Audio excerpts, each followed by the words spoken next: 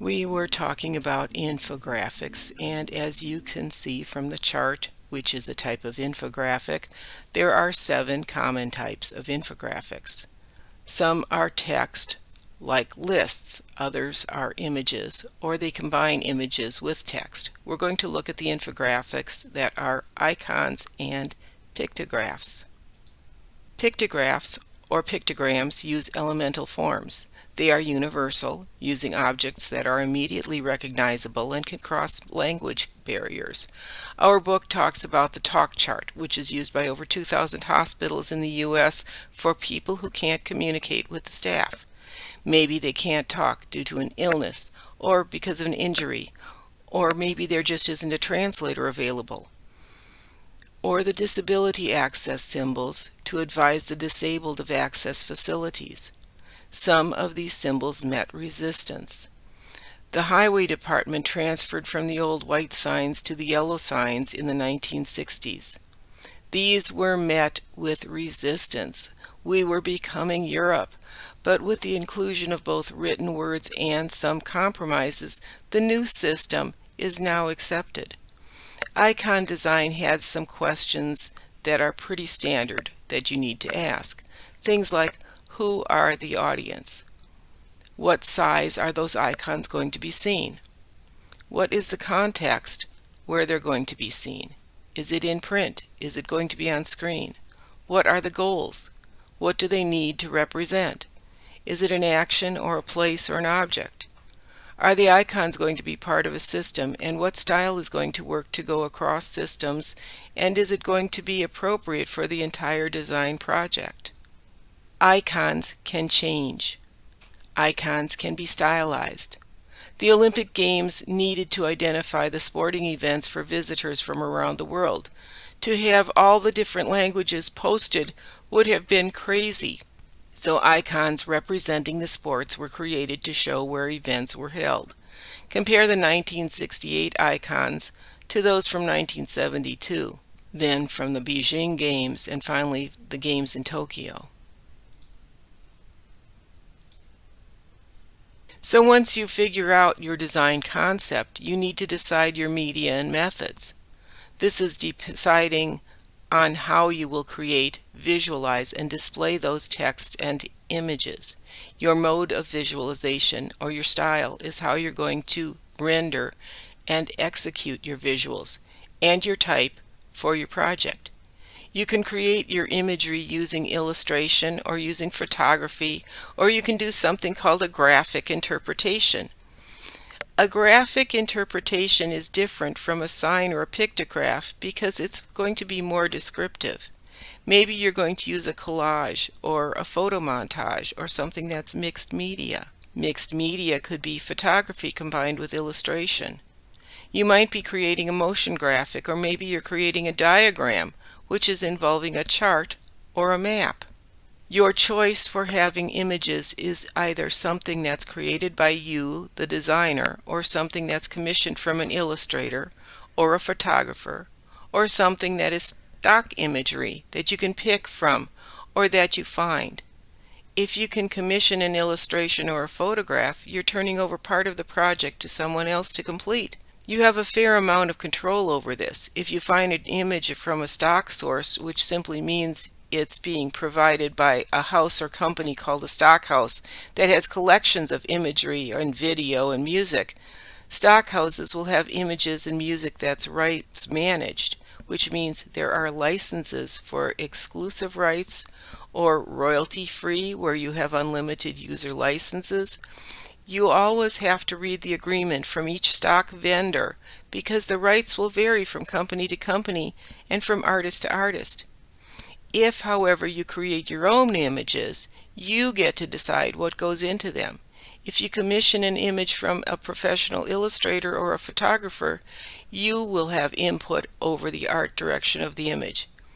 If you select from a stock company, you're going to have to accept the image as it is, or you may be able to alter the image if the owner gives you the right to do such changes.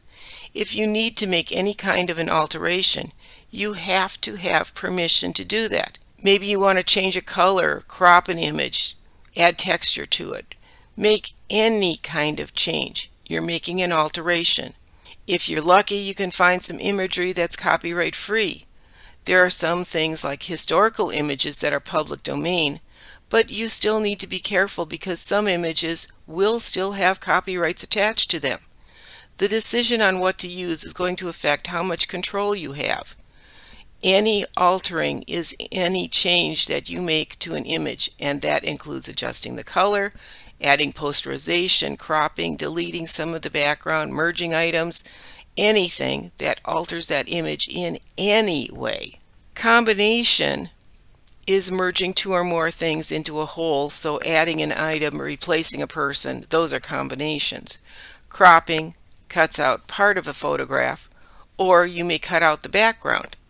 Deliberate camera angle or viewpoint is a perspective thing. It's how you position your camera, whether you're taking a photo or doing video.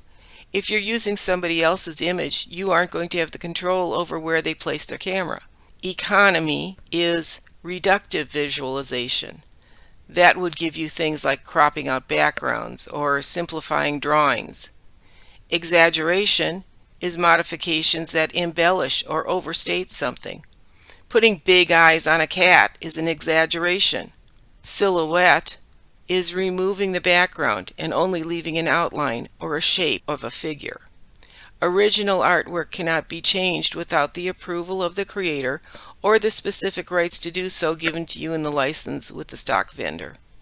Study the terms that you should be using to describe the forms and the approaches for making imagery. These are terms you should learn and use when you're looking for artwork or photographs to use in your layout.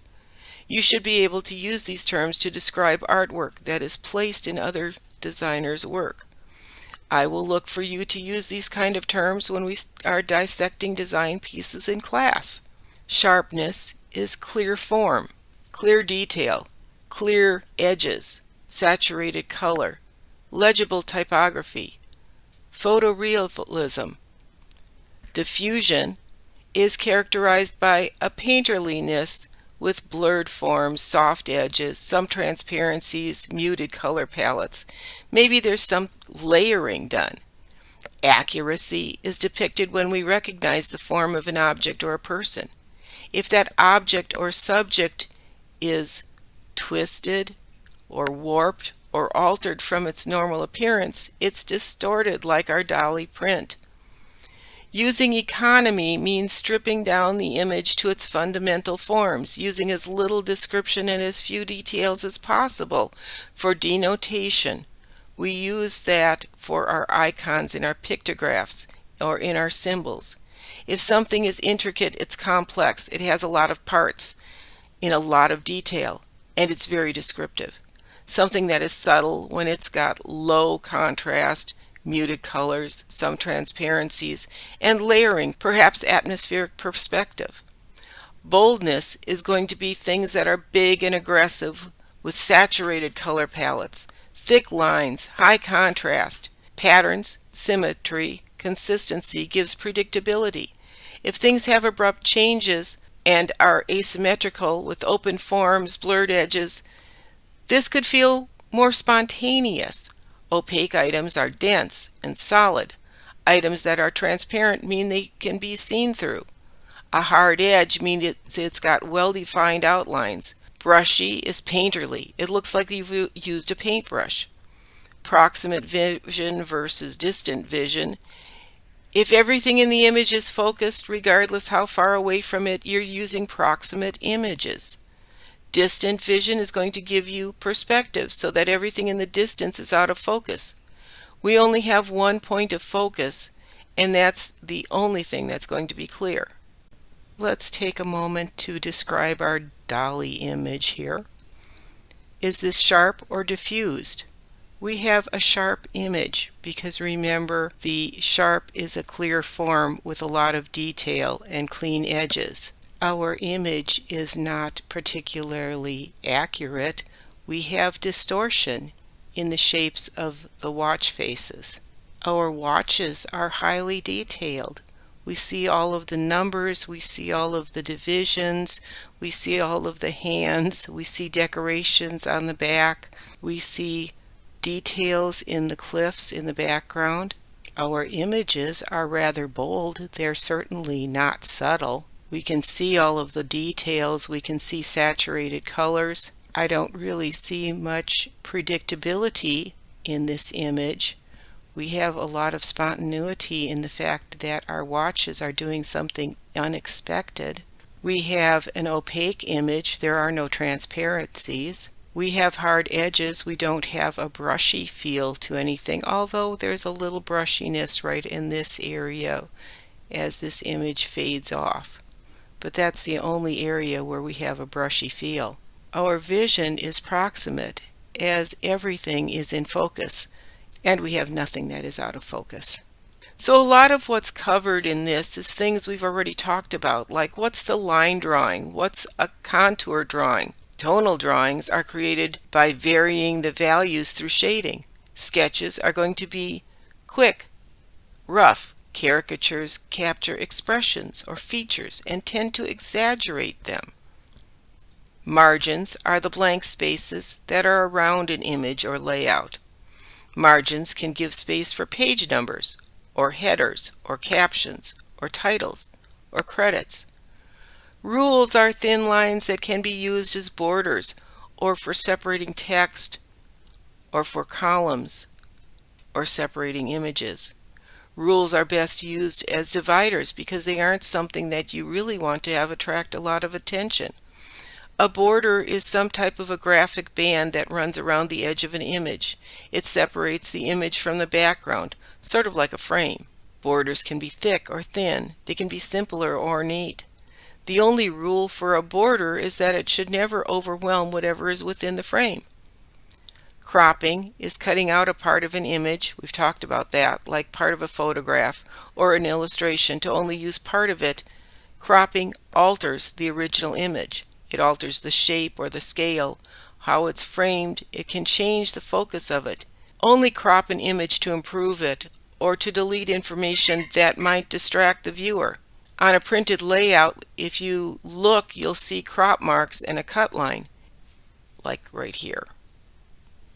If you have an image that's running off the edge of the page, you're going to have to print something that's called a bleed. When you do the bleed part of it, it's going to be cut off. So a bleed is type or image that runs off the edge of the page. We haven't gone through the color wheel yet. We will in the near future. Briefly, the color wheel gives us all of the hues. It gives us tints and tones and shades. Tints add white to the color. Tones and shades add grays and blacks. We know that colors that run next to each other are analogous. There are warm colors and there are cool colors. And we also have colors that can be considered either warm or cool. We have color schemes like complementary colors, which are colors that are across from each other on the color wheel. And there are other color schemes as well, which we'll cover when we go over the color wheel in depth. Remember that we need to be aware that colors have meaning, and we will discuss that further when we go into the color wheel. And we will discuss that further when we talk about using colors.